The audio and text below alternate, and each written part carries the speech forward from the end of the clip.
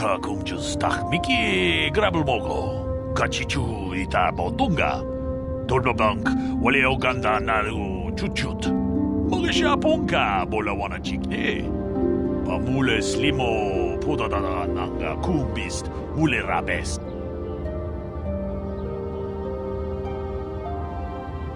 론다 디호던가 군헝가비 오늘 군베스 칭 발라물레 통킹바 누노덱 독님 셔투군네 물레라베스 통하이트웜 지지 좀lumpa 니타 포에 티키토 돌바다 봉과레어 간도나 추추트 같이 주이타 돈도가 유말리타 쿠토둔 지라물라네 니두보보 원가 쿰비스장 바 물레라 카치군 이다하던가 이킹군오 바물레라치군 슬리모포도나 룬디어둥가 쿠훈카베 다 공주스 딱 미끼 그랍을 먹어 같이 주이다 뭐던가 돌바방크 원래 오간다 나르고 주춧 먹으샤 본가 몰라 와나 찍네 바물레 슬리모 포다다다 난가 쿰비스트 물레 라베스 론다 디호던가 군헝가비 오늘 군베스 칭 발라물레 통킹바 누노덱 독님 셔투군네 물레 라베스 카치군 이다하던가 이킹군오 바물레라치군 슬리모포도나 룬디어둥가 쿠훈카베 무주샥 파캇 키예노노 나마파올레 라치군 룬다 디호던가 군헝카비 오늘 군베스 칭 발라물레 통킹바 누노덱 독님 셔투군네 물레라베스 다 공주스 딱 미끼 그랍을 먹어 같이 주이다 뭐던가 돌바방크 원래 오간다 나르고 주춧 먹으샤 본가 몰라 와나 찍네 바물레 슬리모 포다다다 난가 쿰비스트 물레 라베스 통하이트웜 지지 좀lumpa 니타 포에 티키토 돌바다 봉과레어 간도나 추추트 같이 주이다 돈도가 유말리타 쿠토둔 지라물라네 니두보보 원가 쿰비스장 바 물레라 카치군 이다하던가 이킹군오 바물레라치군 슬리모포도나 룬디어둥가 쿠훈카베 위 이타난다야다 와타 유마 와마 후후난데틱 아 셔퉁니 바토가 와노 쿠스베 칭 발라물레 동케 룬다 디호던가 군헝가비 오늘 군베스 칭 발라물레 통킹바 누노덱 독님 셔투군네 물레라베스 카치군 이다하던가 이킹군오 바물레라치군 슬리모포도나 룬디어둥가 쿠훈카베 카치군 이다하던가 이킹군오 바물레라치군 슬리모포도나 룬디어둥가 쿠훈카베 위 이타난다야다 와타 유마 와마 후후난데틱 아 셔퉁니 바토가 와노 쿠스베 칭 발라물레 동케 론다 디호던가 군헝가비 오늘 군베스 칭 발라물레 통킹바 누노덱 독님 셔투군네 물레라베스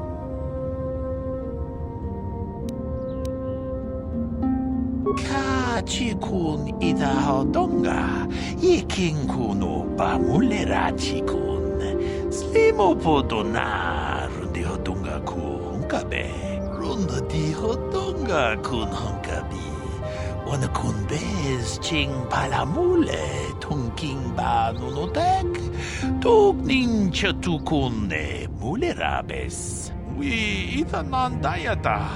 Wata yuma wamahuhunandek shatung ni patoga.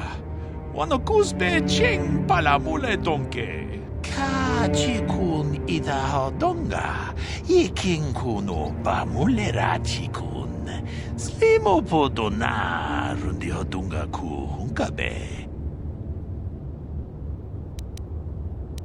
Ka chikun idahodonga. Yiking kuno bamulera chikun. Slimo podona rundi hodunga ku hunkabe.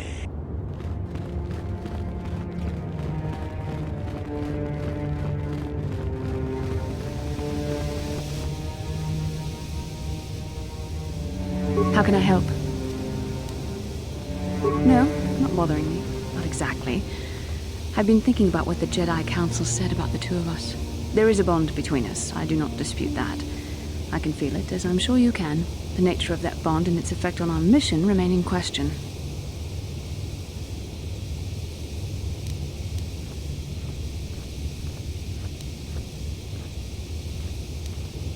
Our fates are strongly connected. So connected that a literal bond has been forged between us. I saw your service records when you were transferred aboard the Ender Spire, but nothing beyond that. I know very little about you. I'd like to ask you some questions, given our relationship. Don't worry, these are simple questions. Nothing too intrusive. First, what kind of background do you have?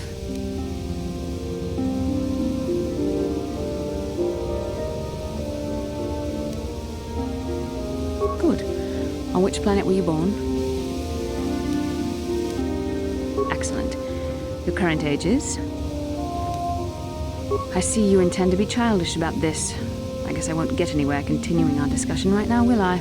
I suppose I'll just have to speak to you again later. Hopefully you'll behave a little less like a little boy and a little more like a man.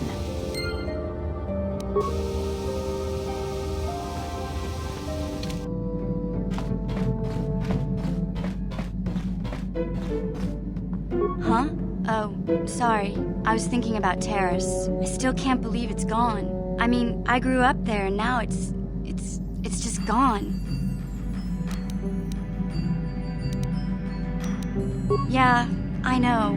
The Jedi got rid of Revan, so I figure Malik's days are numbered too. But that doesn't make the pain go away, you know? Look, I'm not saying I can't go on or anything like that. It's a shock, you know? I mean, I knew the Sith were evil and all, but the reality of it kind of slaps you in the face. But I suppose that's why we need to stop Malik, right? The more time I spend dwelling on Terrace, the more chance some other planet will get wiped out.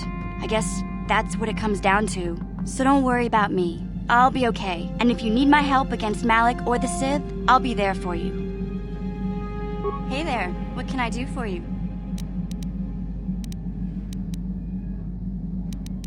I'm sorry for the way I acted before. It's just that when it comes to Lena, I tend to get a little worked up.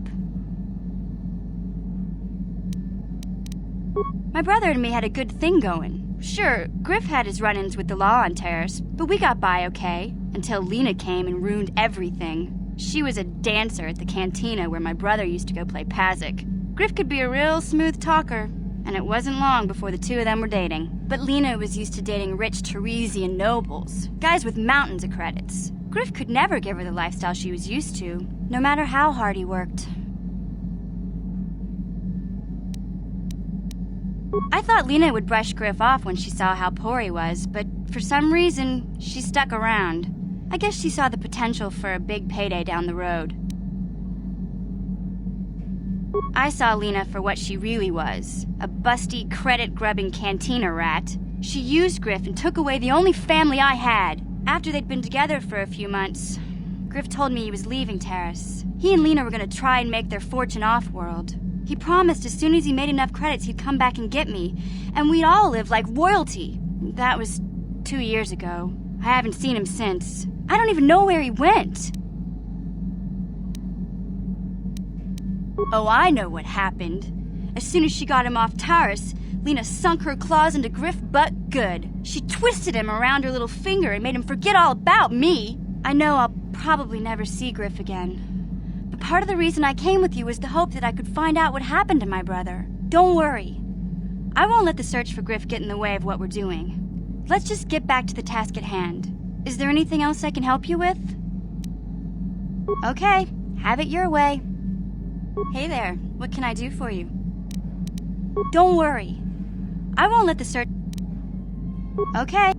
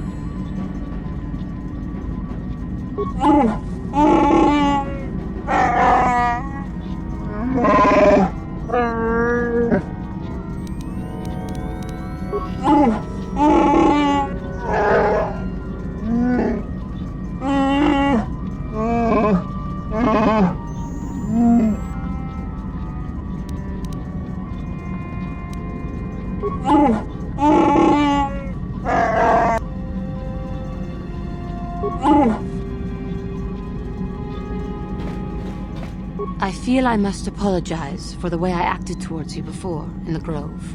It was wrong of me.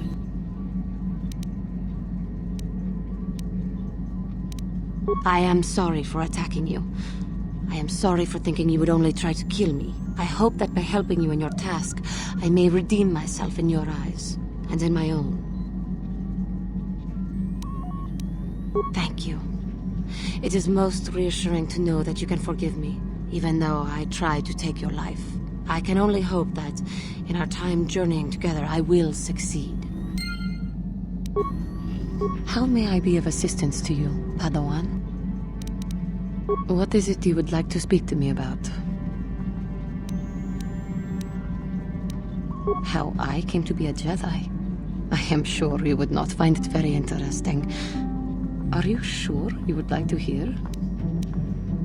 Well, it goes back a number of years. Back on my homeworld, we did not see Jedi very often, especially where I lived. The hind end of space. A pit of a world, to be sure, where Jedi rarely tread. But we had heard of them. Well, everyone had, so that is not to be unexpected. Champions of truth, defenders of justice, heroes of the Republic. It was very easy for a child to be enthralled by their image, their mystique. Maybe I was one of those children. Yes, I did. When I saw a Jedi for the first time, they lived up to everything my imagination had created them to be. I was awed, and maybe a little enamored. They were quite striking, especially the tales of their leader. From that moment on, I knew that I would have to try to become a Jedi. To lift myself out of the rut I had been living in for years, and to make a real difference, as the Jedi wore. The foolish delusions of a child. But this child made it happen. As soon as I was able, I left my world and went in search of them. I found them and was accepted. I had been living my dream on Dantooine for several years before you came, although perhaps I was not entirely ready for it, or not completely suited to the task. Otherwise, I would not have fallen. But thanks to you, I have been redeemed. Perhaps I may yet live to see that dream of mine come true. Come, there is much we should do. Let us not waste time talking. Action is what is needed. How may I be of assistance to you, Padawan? What is it you would like to speak to me about? I thank you for your concern, but I am still a bit shaken. I have been thinking about myself, about KOTOR, and about my fall to the dark side. I keep thinking that it was my anger that drove me that far, that nearly damned me. I look inside myself now and I can still see it. I still feel it.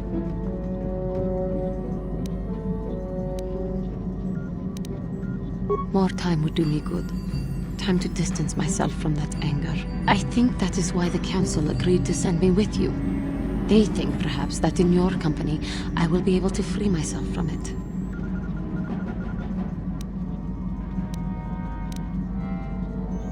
I do not come here begging for scraps from you. I will earn my way with you. You will see just how valuable I am. How may I be of assistance to you, Padawan? What is it you would like to speak to me about? Of course. If there is anything else, I am here to help.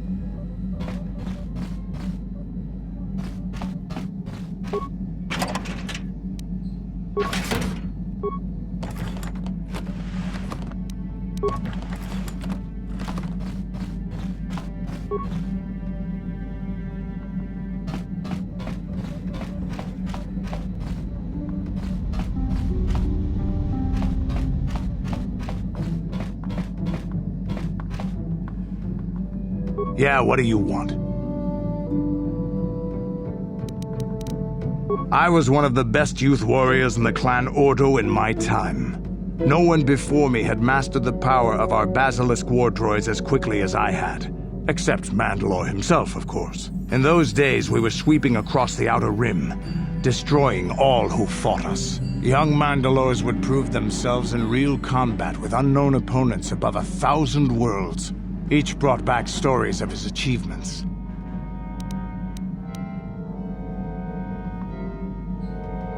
We were still recovering from the war we fought with the Sith. We were not yet strong enough to fight the Republic again. We needed to train another generation to do that. We would travel from world to world and descend on it in our basilisk war droids. I still remember my first combat. I remember it well, orbiting high above a placid world, its defenses just stirring. As was tradition, I would go ahead of the first wave to find enemies in the thickest fighting. I remember sitting there in my armor, linked directly with the basilisk thrumming beneath me, my heart racing with fear of the coming battle. Every new warrior has to fear to understand how to beat it. You must know that. The doors opened in front of me, and the air was sucked out of the drop bay, scattering crystals of frozen vapor across my path. I can't describe what it feels like to look directly down at a world, falling continuously as you circle it, with barely 15 centimeters of armor plate protecting you. When the magnetic locks disengaged on my droid, I plunged out of the drop bay towards the battle that waited below. The exhilaration, the euphoria I felt as I streaked into the atmosphere, dodging self-guided projectiles and beam weapons, was unmatched. An 80-kilometer plunge through the atmosphere, dodging and weaving, the outside of my armor glowing like the sun with the heat of re-entry. And with barely 30 meters to spare, I twisted and skimmed the surface, firing at the giant beam generators that were in my path. The explosion from that sent shock waves that leveled the entire complex around it.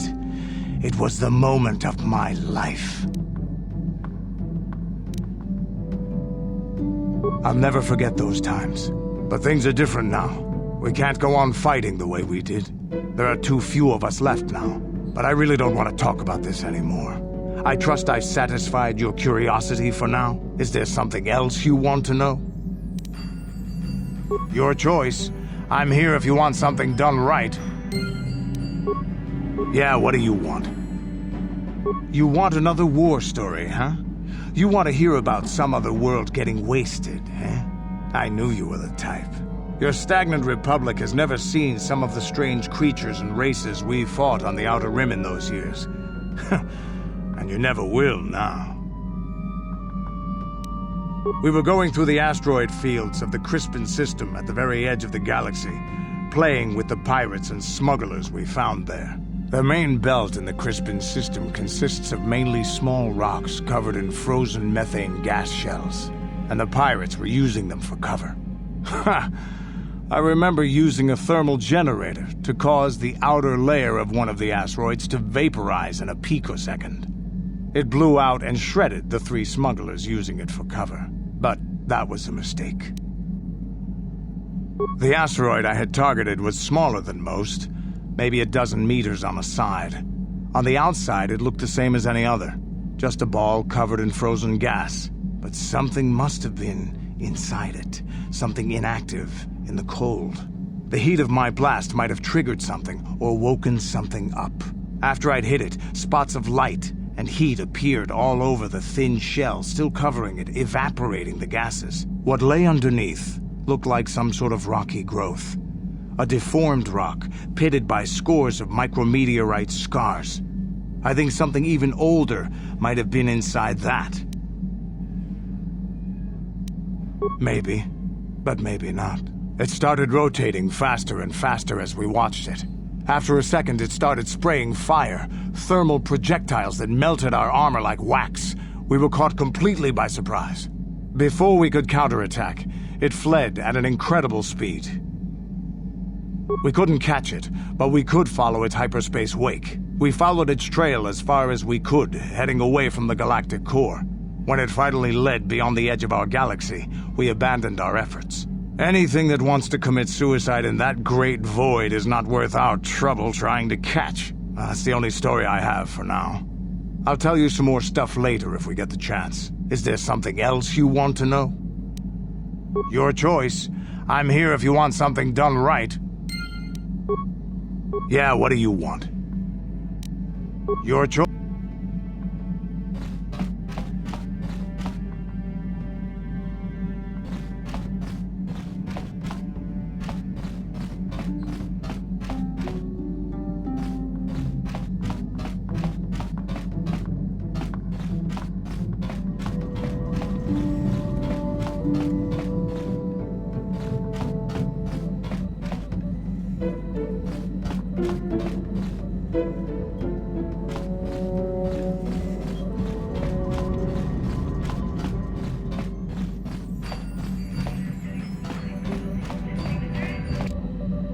How can I help? It was less of a dream and more of a vision the 2 of us shared. But I am certainly willing to answer any questions the Jedi Council did not. Perhaps because we desired to. Perhaps because they came to this planet and were strong enough in the Force to leave a trace.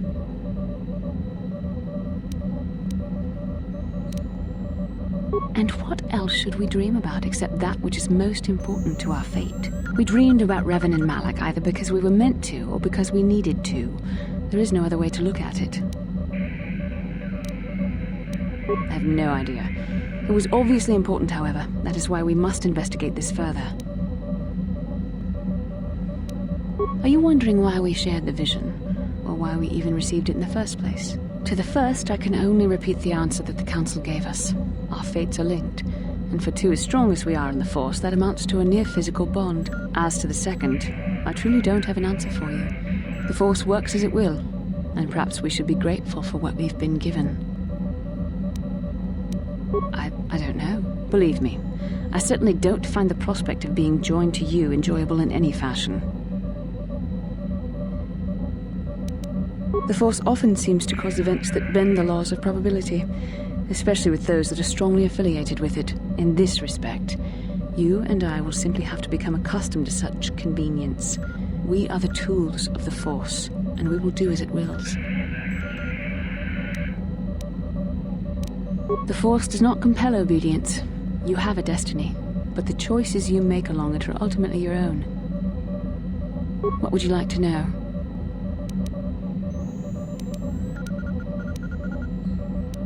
And are you so certain that it is not you in my dreams?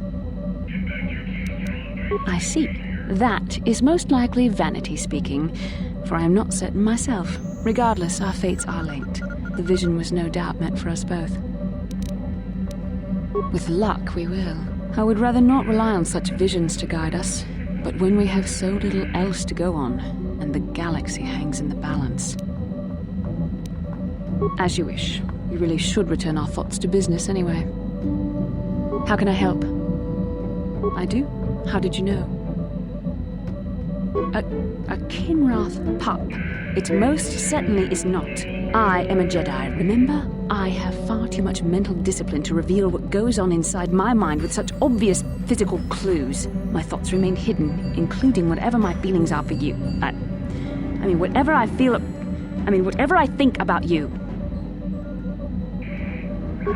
That is you. Why must you be so impossibly infuriating? You know very well what I am really talking about. I am referring to the bond between us, the one the Jedi Council spoke of. Our connection allows us glimpses into each other's mind.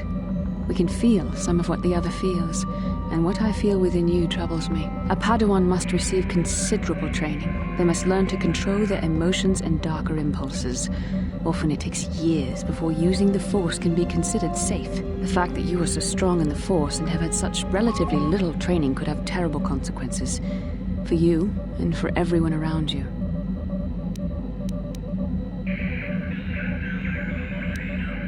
This is not a joke. The choices you make could affect both our destinies.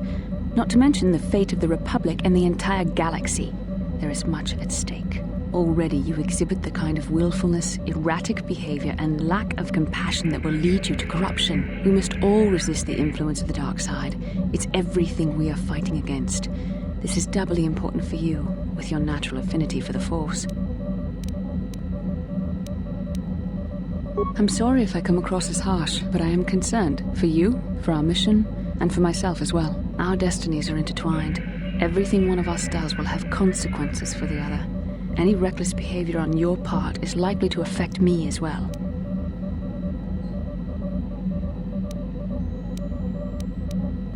Yes, that is true. I will do my best to guide you, but I am no master.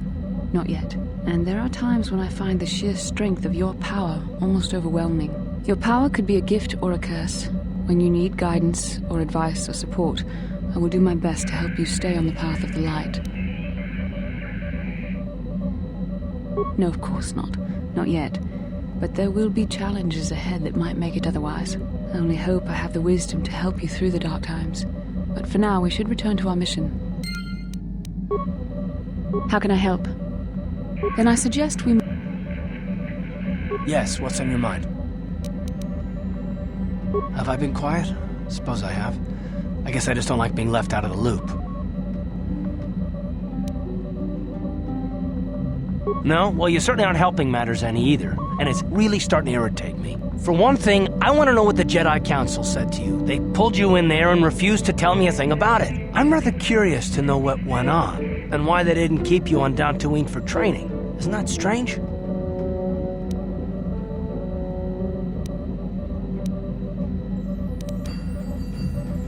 I'd be more than happy to, but she's as closed-mouthed as the rest of the Council. I'm hoping you'll be the one to enlighten me. And why is that? You were a great help on Terrace, but why would they keep you with us? Don't they have to train you? A bond? What kind of bond? You mean to say that they told you that you were tied to Bastila in some way? I have trouble believing that.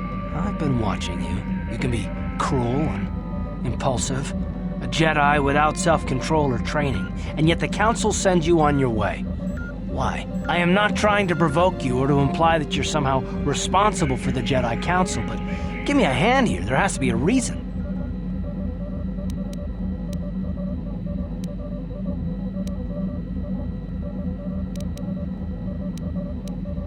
No, I didn't mean that you weren't wanted, or that I want to go, it's just... Damn it! Well, I'll tell you this much, I'm not gonna wait around until I'm betrayed again.